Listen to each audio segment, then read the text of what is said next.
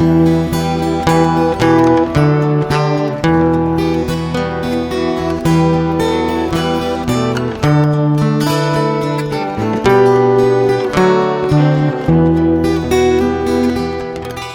ry'Imana Data na Mwana na Roho Mutagatifu. Amen. Nshuti bavandimwe bakunzi b'uyu murongo wacu, Shalom, nimugire mwese amahoro ya Nyagasani Yezu Kristo.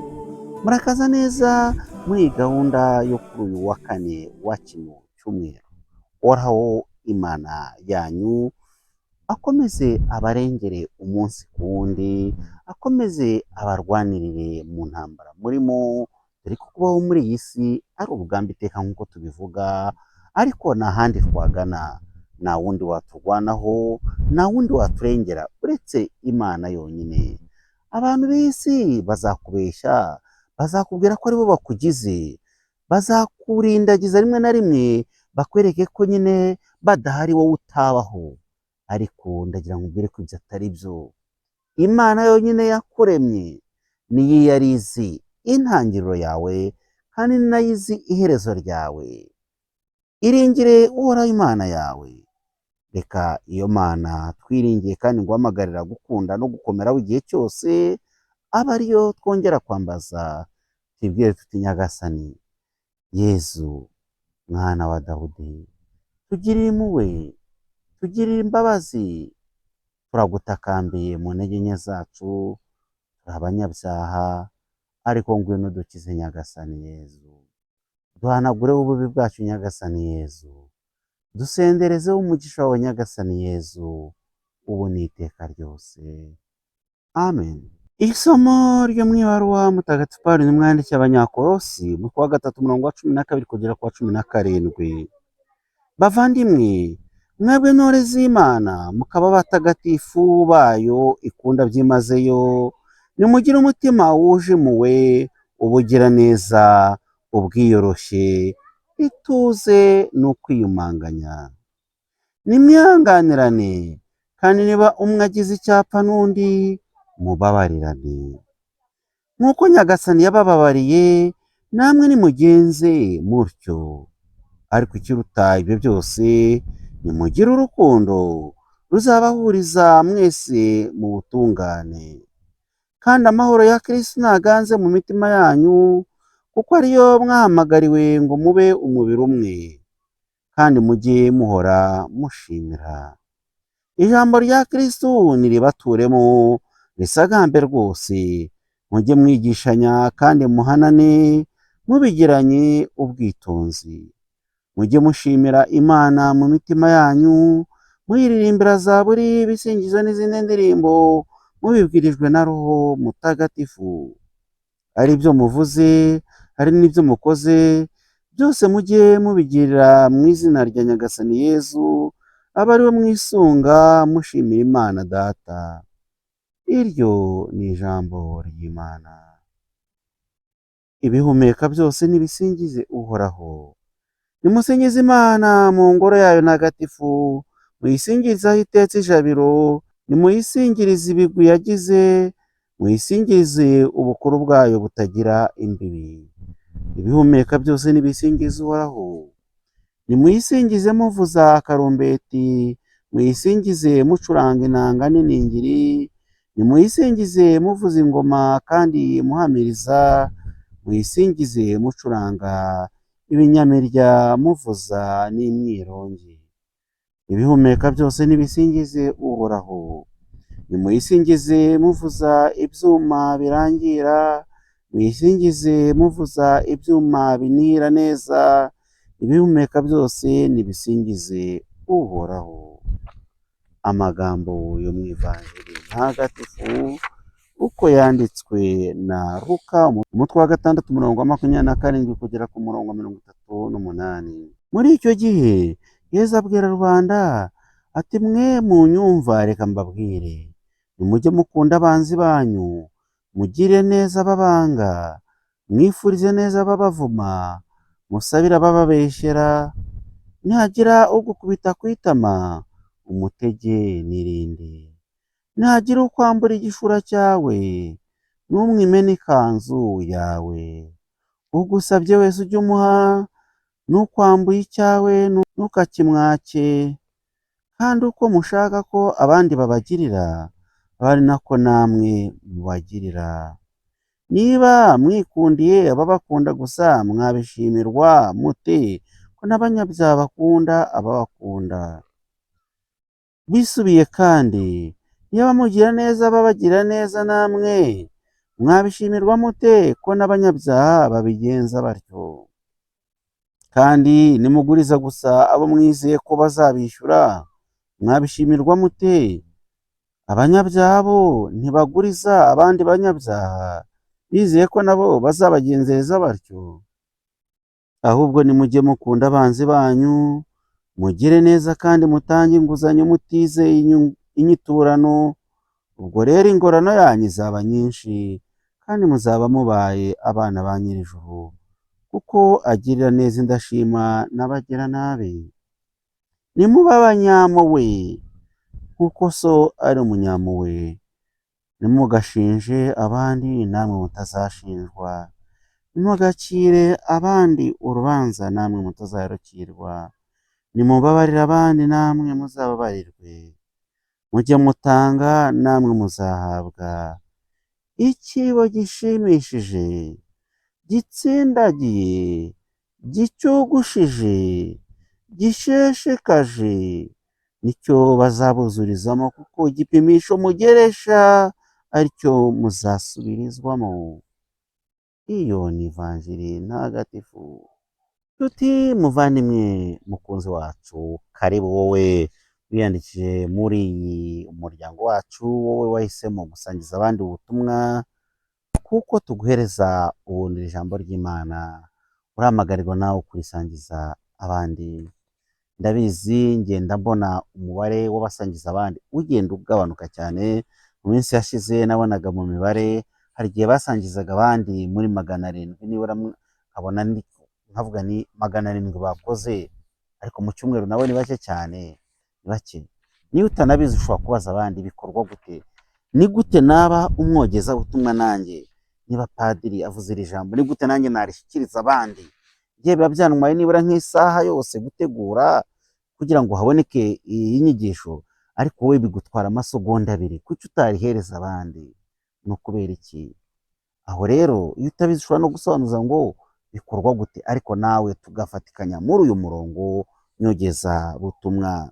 Ndagushimira rero wowe wiyandikiye, ndagushimira wowe uri gukora ibyo ndi kuvuga, ndagushimira wowe utwereka kandi udukurikira umunsi ku wundi.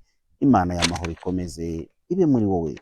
Turakomeza gutanga igitekerezo kiringaniye, nk'uko nababwiye muri iyi minsi ntabwo meze neza, ariko ndizera ko imbaraga zihoraho. Ni mu kanya nari nteruye igitabo ariko nkumva kirashaka kuncika, ariko uhoraho akankomeza kugira ngo ngumane ijambo rye mu biganza byanjye, bityo nkashobora namwe kuribagezaho. Uyu munsi ndagira ngo tuganire ku kintu twakwita urukundo ruhindura. Gutorwa, ndetse kuva ku gutorwa maze byerekeza ku gukora kwa gikristo. Umukristo iyo amaze gutorwa n'Imana akora ate?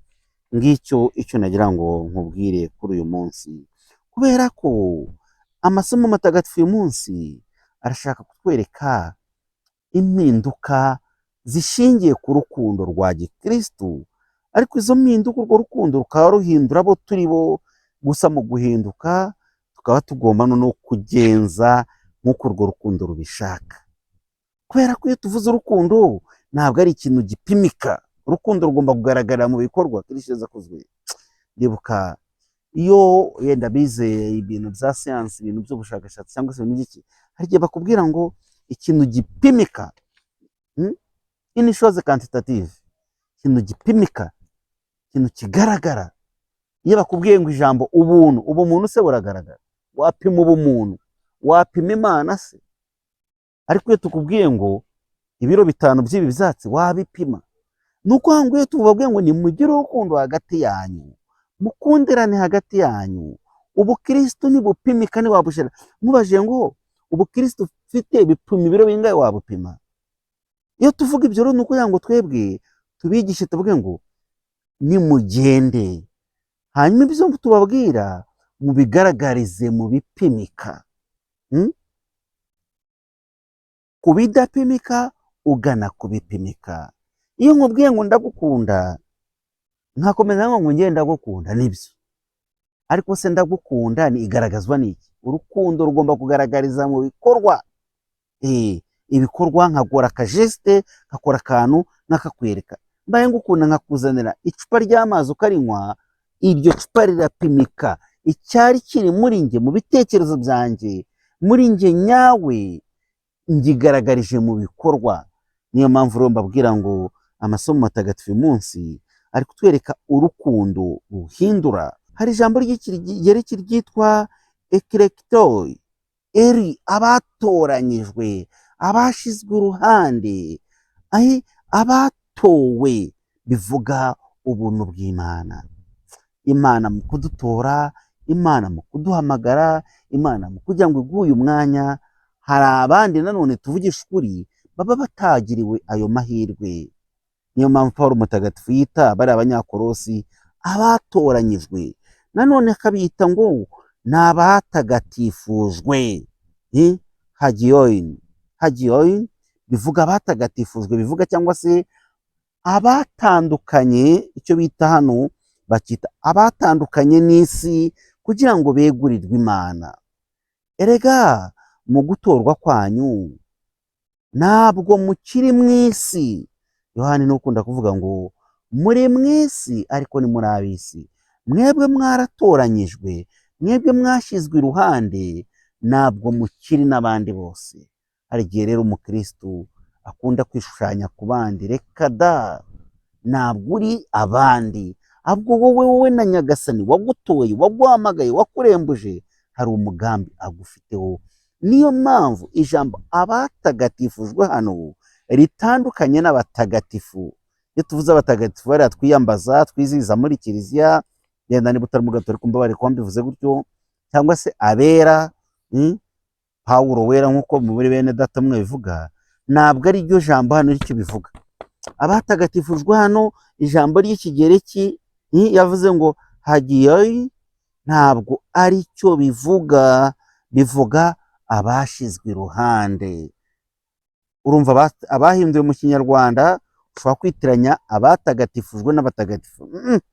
Ku bw'abatisimu mwabaye abatagatifujwe, mwashizwe iruhande, uhoraho arabizigamiye kubera inshingano n'umukoro abaha muri iyi si, kugira ngo mukomeze mube abahamya be, mutange ubuhamya bw'ibyo mwabonye, bw'ibyababayeho, ineza mwagiriwe n'ijuru. Abo rero batagatifujwe, abo batowe, bashyizwe iruhande, hari ibyo basabwa. Pawulo mutagatifu ari kuvuga ngo nimugire umutima wuje iki? Impuhwe, ubugiraneza, kabiri, ubwiyoroshye, ituze no kwiyumanganya. Kwiyumanganya, iriya mico yindi yo ushobora kuyigira ku kwiyumanganya, gutwaza, ibi byose murabyumva. Nimwihanganirane, kandi niba umwe agize icyapfa n'undi mubabarirane, ko abakirisitu nuko bagomba kugenza. Nimujyana mu nkiko umwe ngo ajyane undi, ahubwo ni ukubabarirana bamwe ku bandi, nk'uko Yezu Kirisitu ubwe yabababariye. Nk'uko Nyagasani yabababariye, namwe nimugenze mutwo. Ariko ikiruta byose nimugire urukundo ruzabahuza mwese mu butungane. Mwibuke byose, Pawulo mutagatifu yavuze ngo nubwo icyo wakora cyose uko wabaho kose, ariko nta rukundo ufite ntacyo biba bimaze. Urukundo niyo soko kandi niyo gasongero k'imigenzo myiza mbagejejeho yose, ari nayo Pawulo mutagatifu aturondoreye. Urukundo rero si umugenzo nk'iyindi yose. Iyi migenzo mwavuze ngo kwihanganirana, kwiyumanganya, kugira gute, nayo ni imigenzo myiza, ariko urukundo ntabwo ari umugenzo nk'iyo yose. Ni umugenzo wihariye, ndetse ni n'umugenzo uhuza iriya migenzo twavuze haruguru. Ni ukuvuga ngo iriya migenzo kugira ngo ushobora kugira umwe undi ukakunanira, ariko kugira ngo yose ugire ubwo bwiyoroshye, ukwihangana, ubwizige n'ibindi, ni uko ugomba kuba ufite iki? Urukundo ni nka moteri y'iyo migenzo yose. Ni kubw'iyo mpamvu rero mu ivanjiri Yezu ari kudusaba ikintu gikomeye ku maso y'abana b'abantu, ariko aratubwira ngo nimukunde abanzi banyu. Mukunde abanzi banyu, musabire ababanga, ababatoteza mubasabire. Ibi ni ibiki padiri? Ni ibiki bintu ko bitoroshye? Ibi kugira ngo bishobore kubyumva ni ugutera intambwe itari iya kimuntu, ariko ugatera intambwe y'ubumana, y'abana b'Imana. Kubera ko ubundi mu buzima bwacu bwa buri munsi nk'abana b'abantu, niba nkugiriye nabi nanjye ndakwishyura, nawe uranyishyura. Ni kimwe ku kindi. Niba nkugiriye neza nkagutwerera, njya mbona mu giturage uburyo baza bikoreye nk'agaseke n'iki, amasaka, ibishyimbo n'ibindi byose, nawe ungomba kuzantwerera. Siko bimeze se? Hari n'abafite akantu bandika gutya ku gakaye mu giturage, barandika kanaka kanaka yagera yashyingira cyangwa yakoresha ubukwe, ukajya kureba aka gakaye, ubwo yantwerereye nanjye ngomba kumwishyura nkamutwerera. Buriya bukaye bumaze iki mu giturage muba mwandikamo? Si icyo se bumaze? Ni ukuvuga ngo yangiriye neza nanjye ngiye kumugira neza. Uzatwereze rero kandi utajya utwerera. Ariko mane, ibyo muri iyi si, uzibeshye ucyuze ubukwe ushingira umukobwa wawe cyangwa umuhungu wawe ashake, maze utange za kada za invitasiyo, urebe icyo bazagukorera abaturage ku musozi. Ntabwo bagutwerera kubera ngo no, ntabwo wagutwerereye, nawe ntabwo tuzagutwerera. Sibyo se? Ubwo buryo bw'imigirire ni ubwa gipagani niba mutari mubuzi. Ntabwo umukristo areba ibyo. Umukristo ararenga kandi nashobora no kutagutwera kubera ko nabuze ukongera ndi n'umukene. Niyo mpamvu bazavuga ngo ubukwe, urupfu rw'umukire ruruta iki? Ubukwe bw'umukene. Iryo genzura no kureba twebwe abakristo Yesu cyari gushaka kutwereka ngaha, nitugomba guhuduha. Kwa kundi ngo inuma yabwiye ahantu huguha. Iyo mvugo ni pagani. Inuma yabwiye hariya ngo huguha. Ibyo bintu muri Bibiliya ni zeru, ntabwo ari byo. Ahubwo wowe Yesu arashaka ngo dutere intambwe, kubera ko hari umwuka mubi mu bantu b'icyo gihe. Abantu bakiri muri rya tegeko, muribuka ko nabwiye uwitwa itegeko rya nkureme iryinyo nanjye ngo ukoreme irindi, unyange nanjye nkwange, unyikire nanjye nkwikire, ungire nabi nanjye nkwishyure. Yesu arifuza ko dutera intambwe. Ivanjiri mwakurikiye, mu gihe utaratera iyo ntambwe, kanaka niba kwanga nawe ukazaba ukimwanga, ntacyo bimaze kandi nta n'icyo bizakugezaho. Ugomba gutera intambwe muvandimwe. Ndakwifuriza, bishobora kuba byarakunaniye, bishobora kuba bikugora, ariko uyu munsi nagira ngo usabe Yesu uvuga ati nanjye ngenderera. Ndashaka kwanga abanyanga, ndashaka gukunda abanyanga. Ndabizi ko bitoroshye. Hari umuntu usubura abamwanga muri iyi si.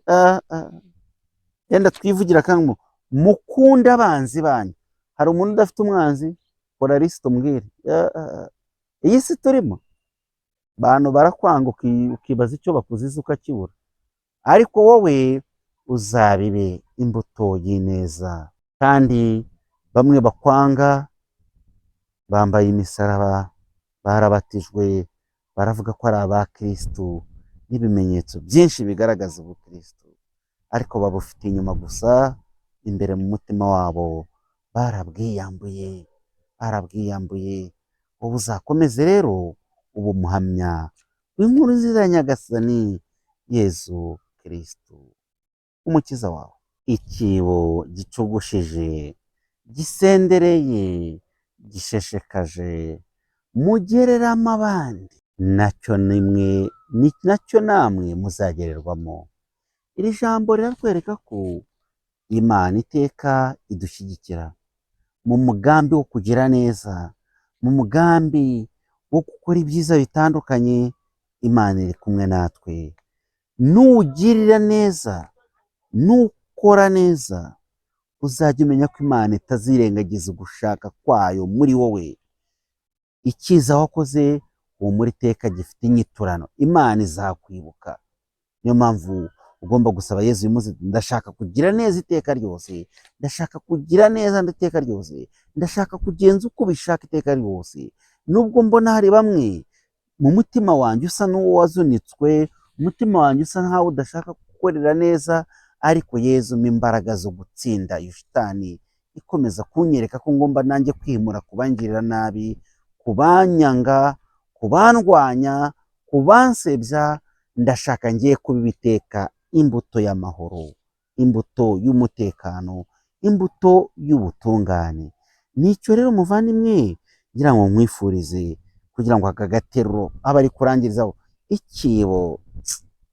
Yezu yavugaga neza, agakoresha imbuto zitandukanye. Murabizi ikibo, iyo tugiye mu giturage, wenda ndibuka mu giturage, abenshi tuba twaravukiye mu giturage.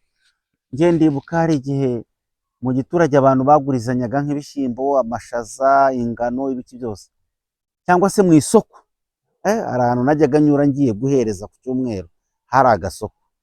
Ariko mu isoko hari uburyo bavuga ngo igemeri ni 200, sinzi uyu munsi aho igeze, ariko icyo gihe yari nka 80.